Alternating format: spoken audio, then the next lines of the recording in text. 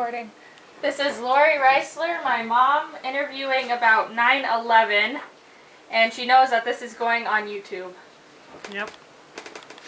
So Mom, Yes, what were dear. you doing on September 11th, 2001? Well, actually, I was pregnant with your younger sister, Katrina, and I was very sick lying on the couch because I was very dizzy and I was throwing up a lot. And so I was lying on the couch and the TV happened to be on, and all of a sudden there was breaking news about these attacks on America. And so I watched it right there basically as it was happening. Did it make you feel sicker? Yes, it was heart-wrenching because it was such a beautiful day in New York that day. The sky was blue, not a cloud in the sky. It was such a beautiful, beautiful day, and to think that those people got up that morning and had no idea that they were going to die was very heart-wrenching. So what was your immediate reaction? Anger, disappointment, sadness. I really felt for the families of those people who had been killed. What sticks out in your mind when you think about 9/11? All the smoke coming off of those buildings and the nerve of the people who did it to believe that, you know, if they murdered people that they would have 72 virgins waiting for them in heaven if they committed suicide, killing, you know, their enemies. Just the ridiculous lies that they believe, and they went so far as to take airplanes and go into those buildings and to try to come around and bomb the Capitol, which they did not succeed, and the Pentagon as well. So what do you remember about the response of the people in the U.S.? It was amazing. Firefighters were going in buildings, and you know, a lot of them lost their lives. They were very brave. They were tested to the ultimate during that terrorist attack. People were generous. People helped each other. People in wheelchairs. People were just very generous with their lives, you know, and some of them it cost them their lives. Now, what about like post 9/11? How did our country change afterward? Well, the security in our country got, you know, it was almost fanatical because, you know, all of a sudden everyone is having to be careful. All of a sudden, you know, we have to take off our shoes when we go in airports, you know, and all of a sudden the screening in the airports was just so tremendous. And of course, most of us would never attack our country like that, but it cost all of us. So, you know, if you went to pick up a friend at the airport, you couldn't go meet up, you know, in the terminal when they'd come off the airplane. You have to sit down by the baggage, and it's just very different in this country now. How do you think 9/11 has affected the world? It was one of those things that the Muslim religion increased dramatically because of the power that people saw. People like power. People like to be told what to do, what to believe. And so there was a big spike in the Islam religion after that. It's a very different world we live in now. It just became more easy to be forthright in your opinions. You know, people used to kind of keep that stuff in the closet, for example, but anymore people are just so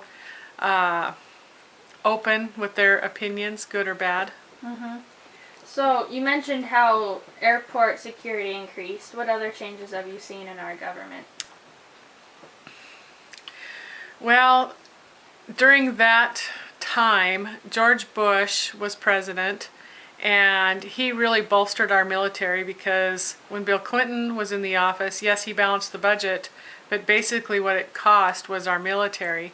And so what I saw was a lot of people volunteering. After that, there were songs on the radio immediately about that catastrophe that day, and people were ready to join the military, you know, voluntarily, and to go and fight for our country. That was a big thing I saw. So do you consider 9/11 to be a pivotal event in your life? I do. It was big. You know, maybe it didn't affect me like it did other people, but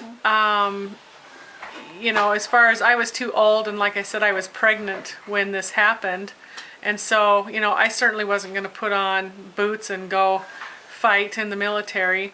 But it affected all of us, you know, and even if we didn't know somebody personally who was killed, we knew somebody who knew somebody there. And it affected everyone. You know, we still talk about that day. And even as a new school teacher, I've got kids in my class who were, 4 years old for the most part when that happened. And one of them, his father is a firefighter. And, you know, he remembers quite a lot about that day. And I don't think he's just making that up. It was just very important to him. His dad knew firefighters out there and still does. And they knew people who had passed away. So it has affected everyone, I think, since that time. What do you think September 11th offers to teach the people of the U.S.? What lessons can we learn? We need to turn back to the God of the universe is what it says, because we've been attacked by people who don't like God, they hate Americans, and the way that we are different from any other nation is that we are a Christian nation. And so as people who love God, we get attacked, we get punished for that from nations who do not. And there's just a huge maybe jealousy that those people feel toward us because we do have freedoms that they never would have. And so I really appreciate the freedom that we have living in this country. And I try to teach other people that, you know, we've got a good thing going here. And we need to be very thankful for our nation and never put our nation down. Never apologize for our nation as we've seen one of our politicians do so many times. That's ridiculous. We are the superpower of the world, and you know, we don't wear that with an iron fist and hurt people. It's not to do that, it's to bring justice. And if you went to those countries where we have been, where our military has been a huge presence, they are very thankful for the work that we do over there to help protect their people. Okay, do you have anything else to add? No, except the fact that I'm thankful for where I live. I'm proud to be an American. I'm thankful to our military, and that's one of the reasons why we are in charge of Kinsey 4-H for the military. I appreciate what they do for us. You know, Jesus died for us, and soldiers die for us. And other than that, nobody has ever offered to die for me the way those two, that man and that group does. Okay, thank you. You're welcome.